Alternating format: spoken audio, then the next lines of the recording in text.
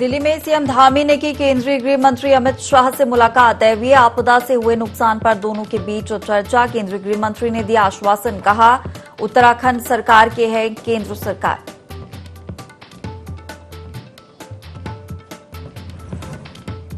प्रदेश में बढ़ रहे डेंगू को लेकर स्वास्थ्य मंत्री ने दिए अधिकारियों को प्रभावी कदम उठाने के निर्देश। कहा अक्टूबर तक डेंगू फैलने का है प्रदेश में खतरा, बढ़ती जाए सख्ती।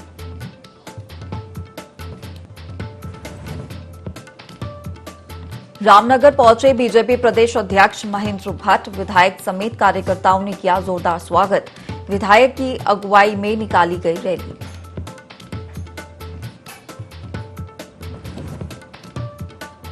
और मौसम विभाग का पूर्वानुमान, 25 सितंबर तक होगी प्रदेश में बारिश। 30 सितंबर तक हो सकती है मानसून की प्रदेश से वापसी।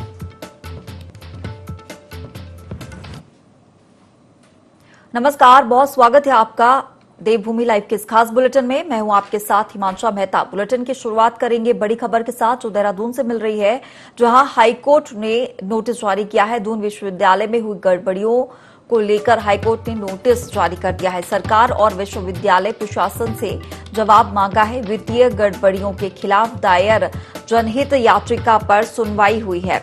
2014 से 2016 तक विश्वविद्यालय में अनेक वित्तीय अनियमितताएं पाए जाने का आरोप लगाया गया। कुर्सी मेज जरूरत से ज्यादा खरीदने का आरोप यहां पर है।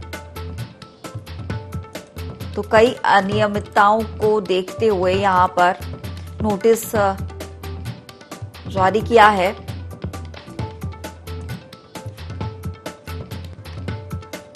तो दून विश्वविद्यालय में हुई गड़बड़ियों पर हाईकोर्ट ने नोटिस जारी किया है और सरकार और विश्वविद्यालय प्रशासन से यहां पर जवाब मांगा है। चलिए और खबर पर ज्यादा जानकारी के साथ प्रिंसिपल कॉरेस्पॉन्डेंट कैलाश बिष्ट हमारे साथ जुड़ गए हैं। कैलाश, दून विश्वविद्यालय में जो गड़बड़ियां हुई थी उसको लेकर हाईकोर्ट ने नोटिस जारी किया है।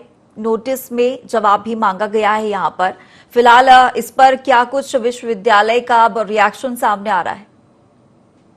देखिए, जो दून विश्वविद्यालय है उसमें जो खरीद फरोख्त थी उसको लेकर अब हाईकोर्ट ने ये नोटिस जारी किया है।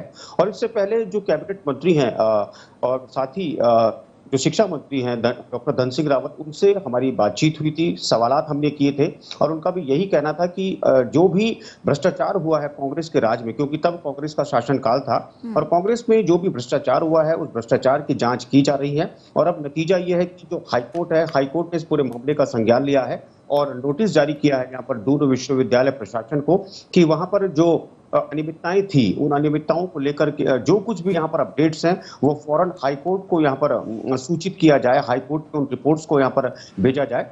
तो जाहिर तौर पर जब इस पूरे मामले को लेकर हाईकोर्ट ने अगर संज्ञान लिया है तो कहीं ना कहीं मामला संजीदा है और इसके लिए जो दोषी हैं दोषियों पर कार्रवाई जरूर होगी अगर यहाँ पर रिपोर्ट रखी जाती है और रिपोर्ट अगर ट्रांसपेरेंट होती है।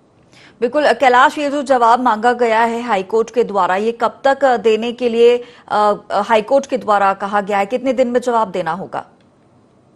देखिए, समय यहाँ पर निर्धारित नहीं किया गया है, लेकिन हाँ इतना जरूर है कि जब हाईकोर्ट ने संज्ञान ले लिया है तो जल्द से जल्द यहाँ पर कोशिश यही होगी, क्योंकि मैं आपको बता दूं ये जो जांच है ये जांच अब से नहीं चल रही, बट पहले ही इस जांच कमेटी को गठित कर दिया गया था जो कैबिनेट मंत्री हैं डॉक्टर धन सिंह रावत उनके द्वारा। जो जांच कमेटी है, जांच कमेटी लगभग अपने फाइनल स्टेज में पहुंच भी चुकी है, लेकिन अब चूंकि यहाँ पर हस्तक्षेप हो चुका है माननीय न्यायालय का, तो जाहिर तौर पर उम्मीद यही की जा रही है कि जल्द से जल्द जो रिपोर्ट है वो रिपोर्ट को सौंपा जाएगा यहाँ पर कोर्ट में और उसके बाद जो भी कार्रवाई होगी वो विभागीय कार्रवाई होगी। बिल्कुल कैलाश, लेकिन मामला 2014-16 का है, जांच लगातार जारी है और इसके साथ ही अगर बात की जाए तो ऐसे भी कुछ लोग होंगे जो विश्वविद्यालय को छोड़ चुके होंगे, क्या उन पर भी कार्रवाई यहाँ पर की जा सकती? हाँ बिल्कुल, मैंने आपको बताया कि जो भी यहाँ दोषी होंगे दोषियों पर कार्रवाई जरूर होगी, चाहे किसी अधिकारी का यहाँ पर या तो रिटायरमेंट हो गया हो, चाहे किसी कर्मचारी का ट्रांसफर हो गया हो, लेकिन हाँ अगर वो उस जद में आते हैं तो जाहिर तौर पर पात्र होंगे उस कार्रवाई का और हम लोगों को अमल में लाई जाएगी।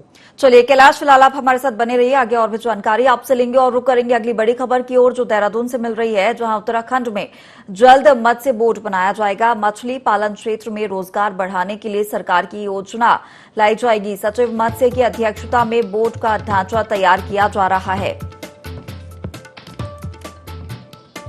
बता दें कि मंजूरी के लिए कैबिनेट में प्रस्ताव लाया जा रहा है और इसके साथ ही राज्य में लगभग 6000 मीट्रिक टन मछली का उत्पादन किया जाता है। प्रदेश भर में अभी तक 11000 से ज्यादा लोग मछली का व्यवसाय कर रहे हैं और सरकार ने आने वाले 1 साल के अंदर मछली उत्पादन को 11000 मीट्रिक टन तक पहुंचाने का यहां पर लक्ष्य रखा हुआ है। तो उत्तराखंड में जल्द ही मत्स्य बोर्ड बनाया जाएगा और रोजगार बढ़ाने के लिए सरकार इसे लेकर योजना बना रही है। और भी ज्यादा जानकारी के साथ लगातार हमारे प्रिंसिपल करस्पॉन्डेंट कैलाश बिष्ट बने हुए हैं।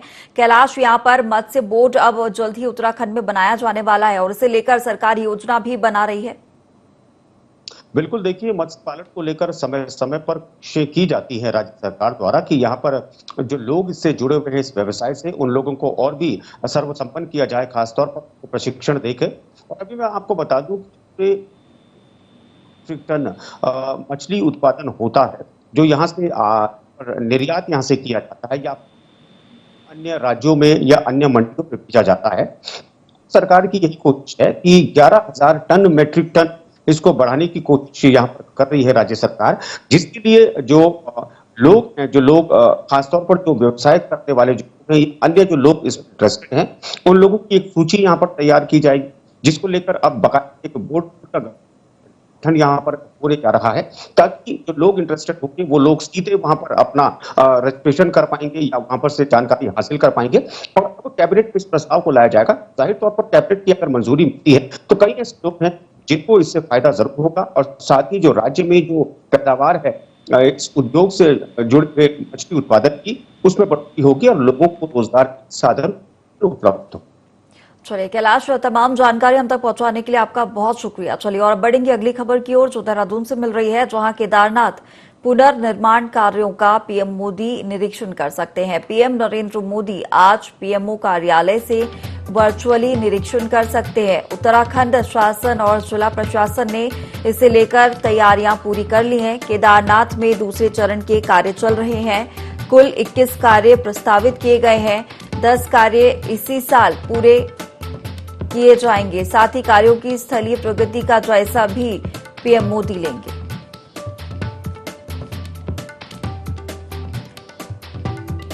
तो खबर देहरादून से आपको बता रहे हैं, जहां केदारनाथ पुनर्निर्माण कार्यों का पीएम मोदी निरीक्षण कर सकते हैं। आपको बता दें कि पीएम नरेंद्र मोदी आज पीएमओ कार्यालय से वर्चुअली निरीक्षण करेंगे। साथ ही उत्तराखंड शासन और जिला प्रशासन ने इसे लेकर तैयारियां पूरी कर ली हैं। केदारनाथ में दूसरे चरण के कार्य चल रहे हैं और कुल 21 कार्य प्रस्तावित हैं। 10 कार्य इसी साल पूरे होने हैं। कार्यों की स्थलीय प्रगति का जायजा पीएम मोदी लेंगे। तो केदारनाथ में पुनर्निर्माण कार्य होने हैं और इसे लेकर पीएम मोदी निरीक्षण कर सकते हैं। ज्यादा जानकारी के साथ प्रिंसिपल करस्पॉन्डेंट कैलाश बिष्ट हमारे साथ जुड़ गए हैं। कैलाश, केदारनाथ में पुनर्निर्माण कार्य होने और इसका निरीक्षण पीएम मोदी कर सकते हैं। बिल्कुल, आज जो खबरें आ रही हैं वो यही है कि केदारनाथ में जो पुनर्निर्माण के जो कार्य हैं वो आज उनकी समीक्षा यहाँ पर की जाएगी। उनका निरीक्षण वर्चुअली रूप में यहाँ पर प्रधानमंत्री नरेंद्र मोदी द्वारा पीएम कार्यालय से यहाँ पर किया जाएगा। लेकिन मौसम जिस तरीके से यहाँ पर बना हुआ है उत्तराखंड में, उससे लगता नहीं कि आज ये चीज पॉसिबल हो पाएगा। लेकिन हाँ, अगर प्रशासन की बात हम करें, राज्य सरकार की बात करें, तो यहाँ पर तैयारियां पूरी हैं ताकि वर्चुअली रूप में वो जुड़ सके। ड्रोन की व्यवस्था भी यहाँ पर केदारनाथ धाम में कर दी गई है हिमांशा, और ड्रोन के माध्यम से ही वर्चुअली देख पाएंगे प्रधानमंत्री नरेंद्र मोदी, क्योंकि एक ड्रीम प्रोजेक्ट की अगर हम बात करें तो प्रधानमंत्री नरेंद्र मोदी का हमेशा से ही केदारनाथ से एक लगाव रहा है। यहाँ वो तप भी कर चुके हैं, कई समय अपना व्यतीत कर चुके हैं। तो जाहिर तौर पर जब से आपदा आई थी, जब से केदारनाथ में क्षति हुई थी मंदिर के आसपास के इलाकों में, तब से ही प्रधानमंत्री का लगातार इसमें फोकस रहा है, मॉनिटरिंग रहती है केदारनाथ को लेकर। और आज उम्मीद जताई जा रही है कि ड्रोन से मॉनिटरिंग यहाँ पर हो पाएगी। उसके अलावा एक जानकारी मैं आपको और दे दूं कि 21 कार्य हैं, क्योंकि फर्स्ट फेज जो था फर्स्ट फेज का कार्य पूरा हो चुका है। दूसरा फेज में काम चल रहे हैं जिसमें 21 कार्य हैं और 21 कार्यों में से जो 10 निर्माण कार्य हैं उन 10 निर्माण कार्यों को इसी साल कंप्लीट होना है, जिसको लेकर बहुत ही तेज और युद्ध स्तर पर जिसको हम कह सकते हैं कि कार्य चल रहा है।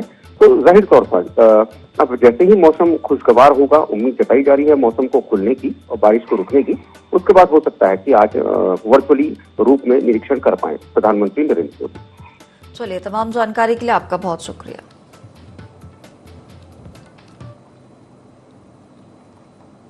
चलिए, खबरों में आगे बढ़ेंगे। दिल्ली प्रवास पर पहुंचे मुख्यमंत्री पुष्कर सिंह धामी ने केंद्रीय गृह मंत्री अमित शाह से मुलाकात की है। लगभग 1 घंटे तक चली इस मुलाकात में दोनों नेताओं के बीच पुलिस आधुनिकीकरण के मुद्दे पर विचार विमर्श हुआ। साथ ही मुख्यमंत्री पुष्कर सिंह धामी ने गृह मंत्री अमित शाह को पिछले दिनों राज्य में आई आपदा के बारे में विस्तार से जानकारी दी।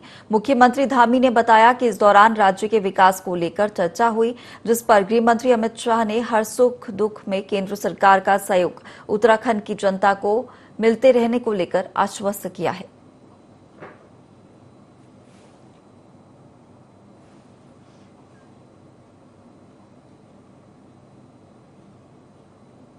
मुख्य सचिव डॉक्टर एस.एस. संधू ने सचिवालय के सभागार में एक बैठक बुलाई, जिसमें मसूरी और देहरादून की सड़कों की मरम्मत को लेकर संबंधित विभागों को निर्देश दिए। मुख्य सचिव ने शहर में खस्ताहाल सड़कों पर नाराजगी जताई है और सभी विभागों को 2 दिन के अंदर कंप्लीशन प्लान तैयार करने के निर्देश दिए। साथ ही सड़कों के साथ बिछाई पेयजल पाइपलाइन में कनेक्शन की उचित व्यवस्था करने को कहा गया, जिससे सड़कें दोबारा न खोदनी पड़े। इस दौरान उन्होंने मसूरी माल रोड के सौंदर्यीकरण में तेजी लाने के भी निर्देश दिए हैं। देहरादून में सड़कों की मरम्मत को लेकर बैठक ली गई थी।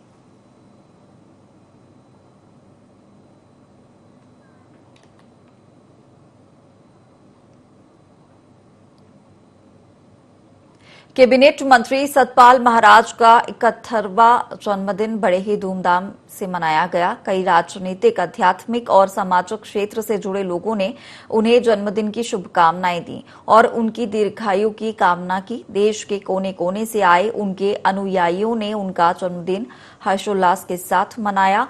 इस मौके पर प्रेमनगर आश्रम में एक सद्भावना सम्मेलन आयोजित हुआ, जिसे संबोधित करते हुए मंत्री सतपाल महाराज ने कहा कि एकता और अध्यात्म की शक्ति से ही भारत विश्व गुरु बनेगा।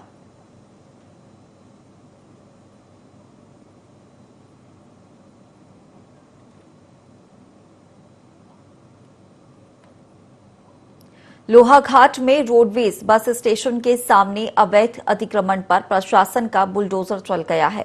एसडीएम रिंकू बिष्ट ने खुद इस कार्रवाई को अंजाम दिया है। एनएच की नालियों के बाहर सड़कों पर रखा व्यापारियों का सामान भी जब्त किया गया और चालानी कार्रवाई की गई है। स्टेशन बाजार के सभी रेहड़ी व्यवसायियों के लिए चलायमान स्थिति में रखकर सामान बेचने के आदेश जारी किए गए। वहीं बिना लाइसेंस के चल रही रेहड़ियों को जब्त किया गया है। एसडीएम रिंकू बिष्ट ने नगर पालिका के ईओ मोहम्मद इस्लाम को अब नगर में अतिक्रमण होने पर सस्पेंड करने की चेतावनी दी है और आगे इसी तरह अवैध अतिक्रमण पर कड़ी कार्रवाई के निर्देश दिए हैं।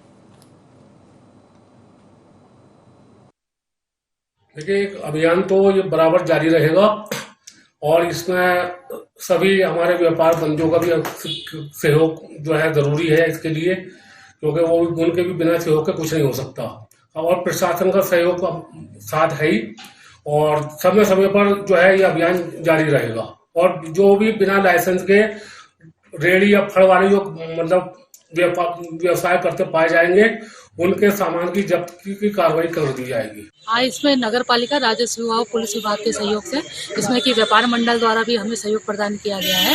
तो समस्त व्यापारियों को जो ठेला फड़ वाले हैं उनको ये चेतावनी दी गई है कि सड़क और नाली पर अगर उनका कोई भी खोखा या ठेला है तो इसको चलायमान स्थिति में रखें और नाली और सड़क पर किसी प्रकार का अतिक्रमण न करें, क्योंकि सड़क जो है वो वाहनों के लिए है, पैदल यात्रियों के लिए बनी हुई है। तो इसमें अपने 2 पहिया और 4 पहिया वाहनों के लिए भी कुछ पार्किंग की व्यवस्था को चिन्हित किया है। बुधवार शाम से लगातार हो रही बारिश से राजधानी देहरादून के चंद्रबनी चयोला क्षेत्र की सड़कें नदियों में तब्दील हो गई हैं। तस्वीरों में साफ देख सकते हैं कि पानी किस कदर सड़कों पर बह रहा है। कुछ दिनों तक ऐसी ही बारिश होती रहेगी। मौसम विभाग ने कुछ दिनों तक बारिश से राहत की कोई गुंजाइश नहीं बताई है, जिससे आने वाले दिनों को लेकर लोगों में डर का माहौल है।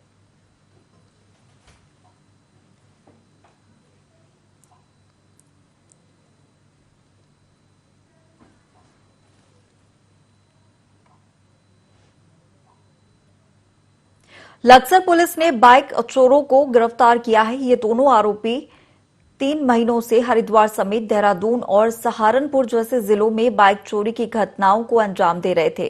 पुलिस ने 9 बाइक बरामद कर ली हैं। पुलिस के मुताबिक बरामद की गई बाइकों के बहादुराबाद, रानीपुर और डोईवाला कोतवाली में मुकदमा दर्ज चले आ रहे हैं। लक्सरदों बाइक चोर गिरफ्तार हुए। इस लक्सर क्षेत्र में जो बाइकों की चोरी का लगातार मामले प्रकाश में आ रहे थे, जिसमें जनपद हरिद्वार में एसएसपी महोदय द्वारा इसमें एक टीम टास्क फोर्स का भी गठन किया गया था। सुल्तानपुर के पास में एक जो 3 बाइक सवार थे जो बिना नंबर प्लेट की गाड़ी में जा रहे थे, उनके साथ जब उनको राउंड ऑफ किया तो उसमें 2 लोग पकड़े गए। उत्तराखंड में एक बार फिर बारिश का दौर शुरू होने वाला है। 25 सितंबर से 30 सितंबर के बीच मानसून की वापसी हो सकती है। मौसम विज्ञान केंद्र के डायरेक्टर विक्रम सिंह ने इस बात की जानकारी दी है। मौसम विभाग के मुताबिक पहाड़ी और मैदानी क्षेत्रों में अगले 5 दिनों तक हल्की से मध्यम बारिश होने की संभावना है। वहीं कुमाऊं मंडल के पहाड़ी क्षेत्रों में भारी बारिश का अलर्ट जारी किया गया है। पिथौरागढ़, नैनीताल, बागेश्वर से लेकर चंपावत में भारी बारिश की संभावना बनी हुई है।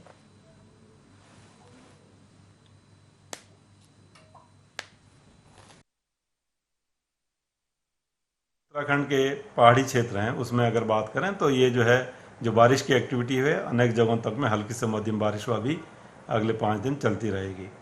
इसके साथ अगर मैदानी क्षेत्रों की बात करें उत्तराखंड के, तो वहाँ पर आप देखेंगे कि जो कुछ जगहों में हल्की मध्यम बारिश वहाँ पर भी मिलेगी। और इस महीने तो नहीं लगता कि जो एक्टिविटी अभी चली रही है कि मानसून विड्रॉल होगा।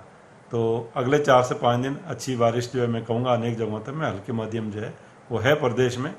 तो इसी के साथ अगर देहरादून की बात करें तो यहाँ भी जो रेन थंडरस्टॉर्म एक्टिविटी है शाम के समय या सुबह के समय वो देखने को मिलती रहेगी अभी आने वाले 4 से 5 दिन। कोटद्वार में पंजाब नेशनल बैंक द्वारा ऋण वितरण और ग्राहक संपर्क कार्यक्रम का आयोजन किया गया। इस मौके पर विधानसभा अध्यक्ष रितु खंडूरी ने दीप प्रज्वलित कर कार्यक्रम की शुरुआत की। वहीं पीएनबी ने 10 करोड़ 70 लाख के लोन पत्र वितरित किए। महिला सहायता समूह को भी अपना स्वरोजगार शुरू करने के लिए लोन पत्र बांटे गए। विधानसभा अध्यक्ष रितु खंडूरी ने आर्य कन्या इंटर कॉलेज की बालिकाओं को स्कूल बैग भी वितरित किए।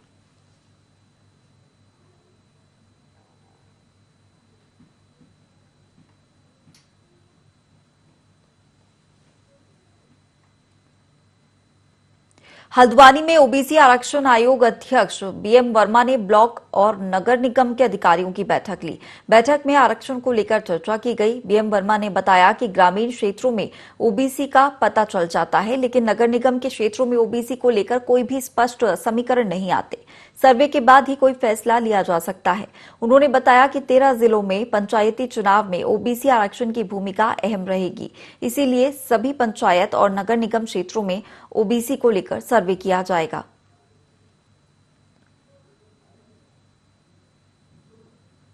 ये उच्चतम न्यायालय का फैसला है, हाई कोर्ट का नहीं है। माननीय उच्चतम न्यायालय ने मध्य प्रदेश और महाराष्ट्र के मामलों में एक सुनवाई की गई जिसमें जो पंचायतों का आरक्षण था ओबीसी का, उसको चैलेंज किया गया था। तो जिसमें माननीय उच्चतम न्यायालय ने अपना निष्कर्ष दिया है कि राज्य सरकार को ओबीसी के लिए आरक्षण करने का अधिकार है, लेकिन वो ट्रिपल टेस्ट प्रक्रिया होने के पश्चात ही आरक्षण को प्रभावी कर सकेंगे। ट्रिपल टेस्ट प्रक्रिया के अंतर्गत उनको डेडिकेटेड कमीशन बना के एम्पिरिकल डाटा, अनुभवजन्य डाटा प्राप्त करके उसके आयोग के माध्यम से तब रिजर्वेशन की प्रक्रिया करनी है। और तब तक के लिए ओबीसी को कोई रिप्रेजेंटेशन नहीं दिया जा सकता चुनाव में। ये पॉलिटिकल रिजर्वेशन की बात है ओबीसी। हल्द्वानी के राजकीय एमबी पीजी कॉलेज में 78 बटालियन के एनसीसी के छात्र छात्राओं को सम्मानित किया जाएगा। एनसीसी के ये छात्र 15 अगस्त को दिल्ली में आर्मी परेड में शामिल हुए थे। इस मौके पर कॉलेज के छात्र छात्राओं ने रंगारंग कार्यक्रम भी प्रस्तुत किए, जिसका एनसीसी के छात्र छात्राओं ने जमकर लुत्फ उठाया और पहाड़ी गानों पर समारोह में झूमते हुए नजर आए।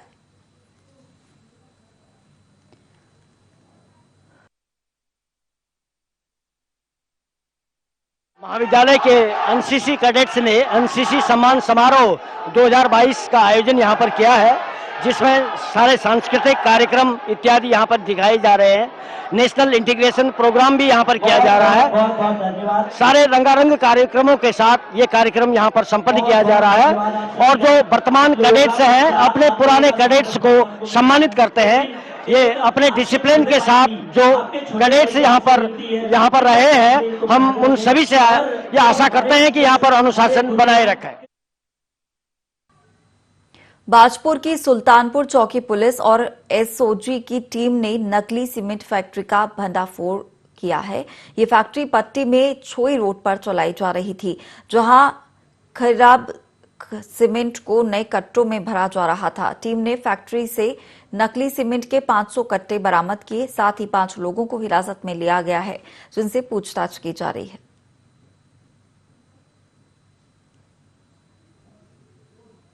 नकली फैक्ट्री है, जो अनऑथराइज्ड फैक्ट्री है। अनधिकृत रूप से इन्होंने सीमेंट पैकिंग का एक छोटा इंडस्ट्री टाइप खोल के रखा था, जो बिल्कुल ही अधिकृत नहीं है। तो बाद में इस सूत्रों के आधार पर हमने जो टीम ने जब रेड मार के देखा तो यहाँ पे एक टोटल बड़ा फर्जीवाड़ा चल रहा था। जो खराब सीमेंट है, जो बिल्कुल पत्थर की तरह हो चुका है, उसको क्रश करके फिल्टर करके नए सीमेंट के रूप में पैक करके दिया गया है। तो कुल मिला के 900 के अधिक जो है खाली कट्टे मिले हैं और 500 से अधिक जो है भरा हुआ कट्टे मिले हैं, जो बिल्कुल नए रूप से आगे जाके मार्केट में बेचने वाले थे। काफ़ी लोगों को संदिग्ध मतलब वहाँ पे इन्वॉल्व लोग हैं, इनको हिरासत में लिया गया है।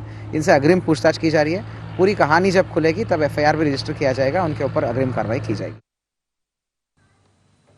खटीमा के ध्रुव डाबर ने राष्ट्रीय इंस्पायर अवार्ड का विजेता बनकर उत्तराखंड का नाम रोशन किया है। बता दें कि तालाबों में उगने वाली काई के निस्तारण के लिए ध्रुव के मॉडल को राष्ट्रीय स्तर पर चुना गया है। इस राष्ट्रीय प्रतियोगिता में उत्तराखंड से 10 छात्रों के मॉडल का चयन किया गया था, जिसमें ध्रुव डाबर के मॉडल को उत्तराखंड से चुना गया। बता दें कि तालाबों में काई एक बड़ी समस्या है। ये पानी में जैविक ऑक्सीजन की मांग को बढ़ा देती है। काई जमने से तालाबों में ऑक्सीजन की कमी होने लगती है, जिससे उसमें रहने वाले जलीय जीवों को काफी परेशानी होती है। इसी समस्या को देखते हुए ध्रुव डाबर ने मैग्नीशियम क्लोराइड के प्रयोग से काई को फर्टिलाइजर में परिवर्तित किया है। वहीं ध्रुव के इस मॉडल के लिए राष्ट्रीय इंस्पायर अवार्ड दिया गया। ध्रुव डाबर उत्तराखंड से इंस्पायर्ड अवार्ड पाने वाले इकलौते युवा वैज्ञानिक हैं।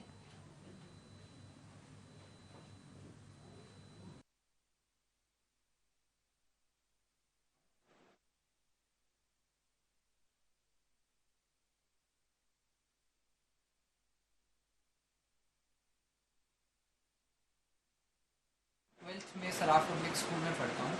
एक्चुअली मेरा आइडिया था पॉल्यूटेड वाटर से फर्टिलाइजर बनाने के बाद। सीवेज वाटर में कुछ ऐसे न्यूट्रिएंट्स होते हैं जो ह्यूमंस के लिए भले बेनिफिशियल ना हो, बट प्लांट्स के लिए बहुत बेनिफिशियल होते हैं। आइडिया का श्रेय मैं अपने पेरेंट्स को देना चाहूँगा, अपने मेंटर हिमांशु पांगरिया और हमारे स्कूल सराफ पब्लिक स्कूल को देना चाहूँगा। किसानों को इसका बहुत फ़ायदा होगा, क्योंकि ये बहुत ज़्यादा सस्ता होगा, क्योंकि ये टोटल वेस्ट से बना है।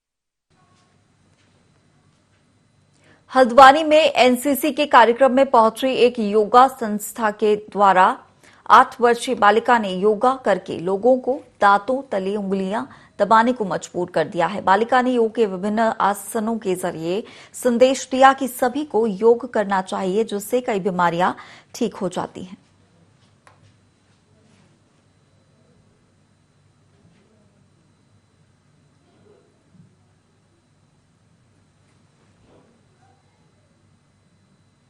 फिलहाल इस बुलेटिन में इतना ही। आप बने रहिए IND 24 के साथ।